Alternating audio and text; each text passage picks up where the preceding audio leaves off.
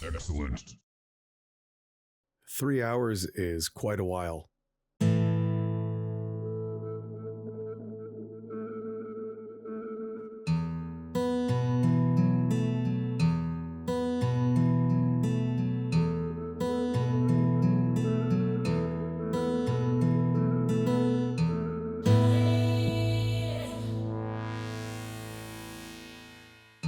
When I reviewed Silent Hill 2, I made a video that some would consider bloated.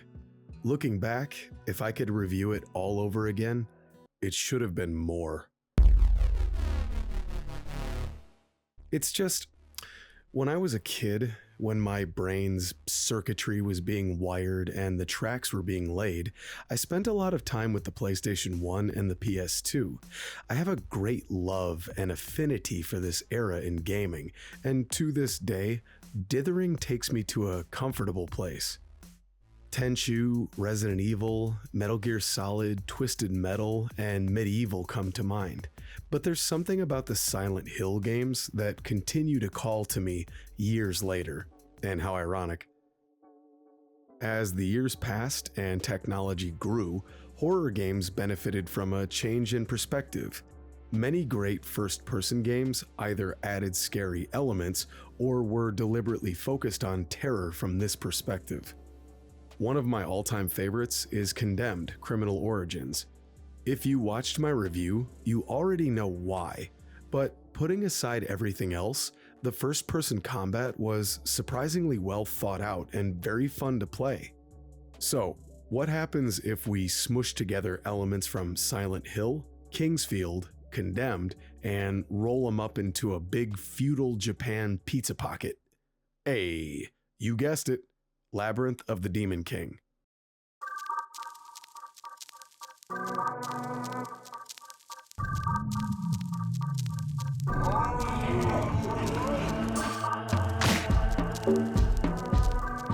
The basic premise is this: the age of Dharma is in decline.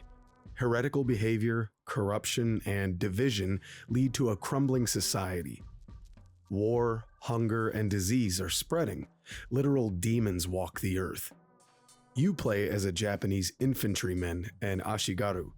Your lord, Takeda Nobumitsu, was tricked by a demon to lead his men into an ambush, and everyone but you perished.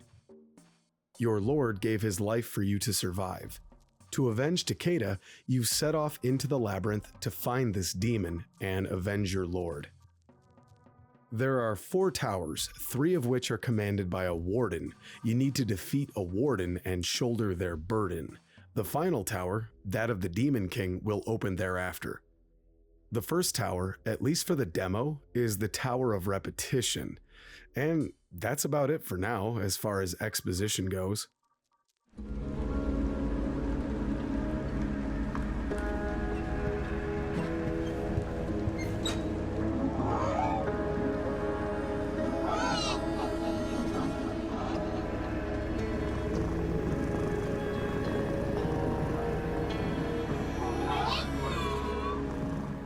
You do meet some excellent characters though. This mysterious Nekomata is the first. There are several implications here, given that in traditional Japanese folklore, Nekomata are often associated with malevolence, and more specifically, necromancy. Best not to speculate much for now, I suppose.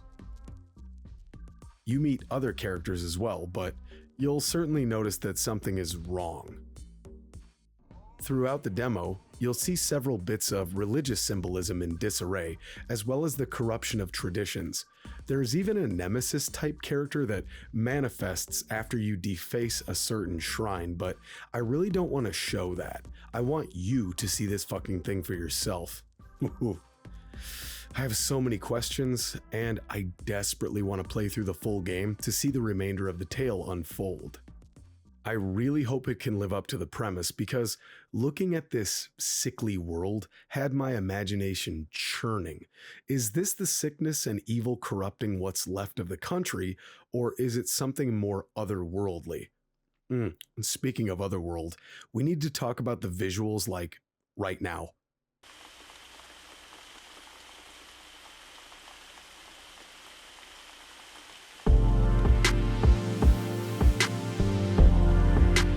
So, if you're at all familiar with Silent Hill and its sequels, you can see the influence all over Demon King. This forest trail is very clearly inspired by, well, the forest trail in Silent Hill 2, and I love it. The foggy, rain-soaked atmosphere is breathtaking. To me, this is gaming nirvana.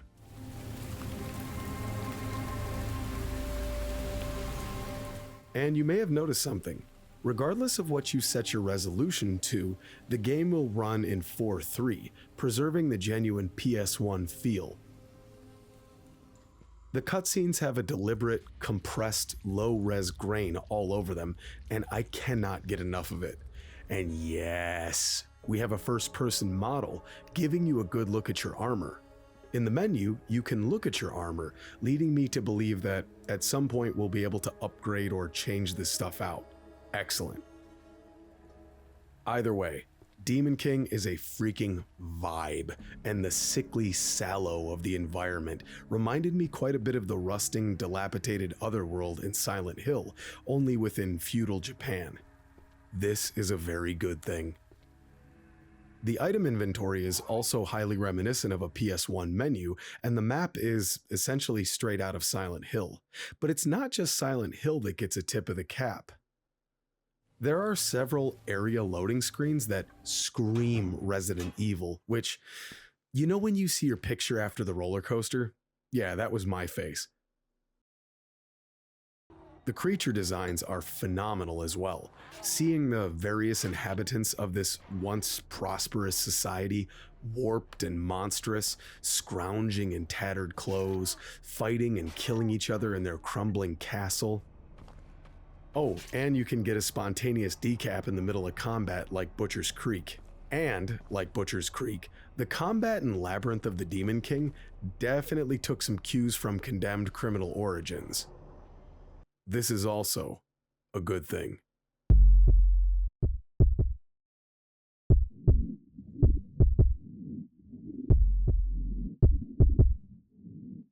The first-person action definitely feels influenced a little bit by Condemned.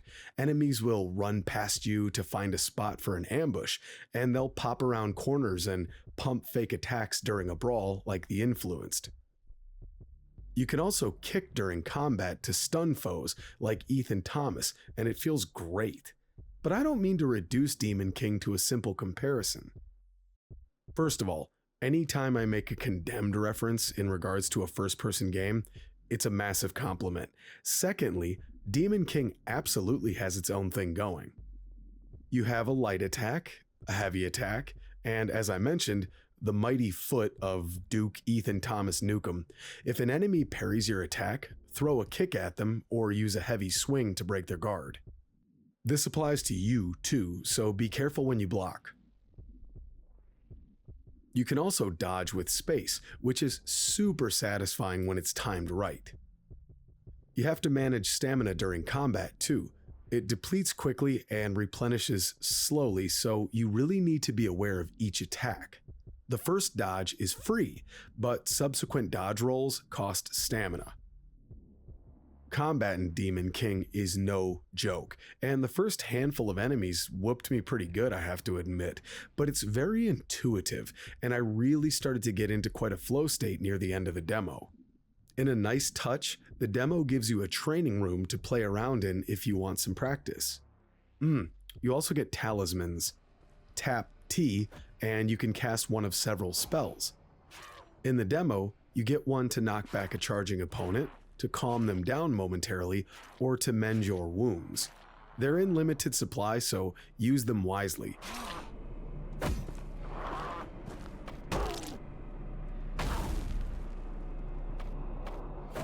Weapons include a rusty katana, a broken chrysanthemum blade, a bow, and a few arrows, as well as a woodsman's axe. I also found some ammo for a flintlock pistol, though I never found the actual gun. Weapons have stats like damage, stamina consumption, and speed, and learning to utilize all of your offensive and defensive maneuvers along with items and talismans was a lot of fun, and I'm stoked to see how all of this comes together in the final package. Death will come for you though, but thank the Lord you keep your items when you res from a shrine. Shrines are where you save, and they're where you're going to respawn. Think Vita chambers in BioShock, but you can also offer incense, which lets you upgrade either health or stamina. Hopefully there's a mode where you can disable the res mechanic, kind of like the Vita chambers that you were able to disable in BioShock. Oh, the sweet suffering. And there are plenty of items to help ease the pain. Sake restores a bit of HP, while ginseng tea fully replenishes you. Mushrooms restore stamina, there's an antidote for poison, and so forth. And you'll want that antidote handy for these little bugs that can gang up on you and poison your goofy ass. The only time in this demo where I was really kind of getting annoyed is when I was standing on a step and these overstuffed mealworms charged me on the step below. I couldn't stomp down on them and I got dosed up something fierce. Oh welly, easy fix. I met them on flat ground next time and my ninja boot did the talking. Woo! I never saw stealth explicitly stated as a mechanic, but I was able to sneak up on a few monsters by crouching and putting the torch away. You may know that I love stealth games immensely, so if this is something I can use to get a leg up in battle, I'm all in. You can also purchase wares to aid in your travels. When you locate the Nekomata merchant, he's slicing off some leg flesh to be used for meat later. Seems like a reputable cat. In this game, Mon is the currency, and I was all too happy to spend big and stock up at one point. And frankly, I'm so glad this isn't a run and hide from everything game. You need help, but you're a warrior, man, a foot soldier, and I like it. Another character you help near the end of the demo says he'll get to work in the forge where you can then repair or upgrade weapons. Shortly after, the outro cell cutscene played, and this was such a tease. I want to see that forge in action, baby. Also, if you get a second, head over to patreon.com/hypertensionjohnny. Free membership grants you access to music, including the songs that you've heard in this video. Paid membership means that you got this video days ago. Also, you get exclusive access to videos that you will not find on YouTube, ever. Patreon.com/hypertensionjohnny. Go. Okay, thanks. And the game's not all combat. Like many great survival horror games, progress is dictated by a string of collectibles and combinations therein. The old, large, mysterious door with special key-shaped indentations is here. Always good to see. There's a creepy fungus. Trust the fungus. Salt kills the fungus, salt's in the pantry, but the key to the pantry is upstairs, guarded by the Nekomata, but he demands you bring him a statue to get the key. But anyway, you get the idea. You've seen the formula before, tried and true. But it's like Lil Wayne said, For my money, this is one of, if not my favorite style of video game. Scary, plus combat, plus puzzles, and it's as good as it's ever been in this demo. And, like any good old school survival horror game, you may find yourself wandering a bit as well. At one point, I found myself jogging the same halls over and over in the Tower of Repetition. The irony was not lost on me. See, you might feel that brain fog set in as you wander in search of something, clicking on the same locked doors over and over, hoping in vain that this is the time the game will magically unlock it for you.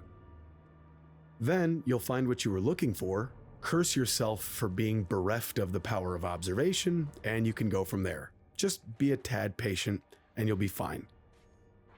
Okay, there's one more topic I really want to cover.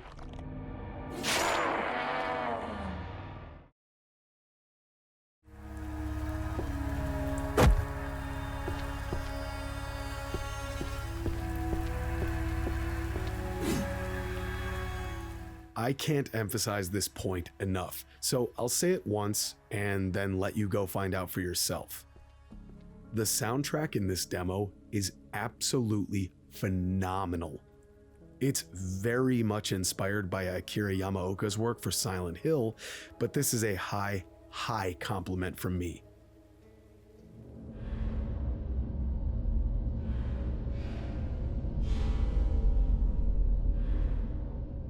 A brooding choir on the low end with rusty metallic sounds clashing over top, and tracks that take you to that disconsolate place where the rain never stops. The rest of the audio design is excellent. I love every creak of wood under your feet, every clang of metal hitting metal, and the unsettling groans of monsters lurking throughout the tower. Yeah, well, that's all well and good, but the soundtrack. I really need to compose a video game soundtrack someday. And just as you're becoming completely engrossed in Labyrinth of the Demon King, the demo ends. God damn it, Top Hat Studios. You got me.